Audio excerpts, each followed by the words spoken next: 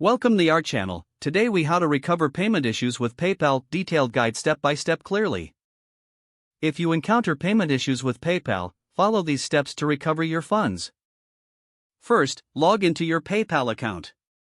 Navigate to the Activities section to view your recent transactions.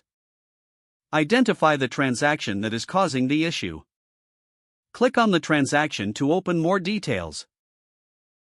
Review the transaction status to understand what went wrong.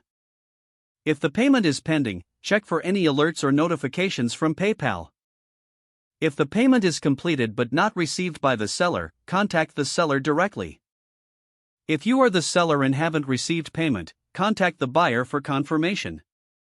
If there are discrepancies in the transaction amount, gather any relevant documentation or screenshots. Next, proceed to the Help or Resolution Center in your PayPal account. Select the option that best describes your issue. If needed, file a dispute by selecting Report a Problem. Provide detailed information about the transaction and the issue you are facing. Submit your dispute and await PayPal's investigation. Keep an eye on your email for updates regarding your case. If you do not receive a satisfactory resolution, consider escalating the issue. To escalate, go back to the Resolution Center and select Escalate this case. Follow the prompts to provide additional information as requested. PayPal will typically respond within a few days regarding the outcome of their investigation. Once resolved, you will receive a notification about your case status.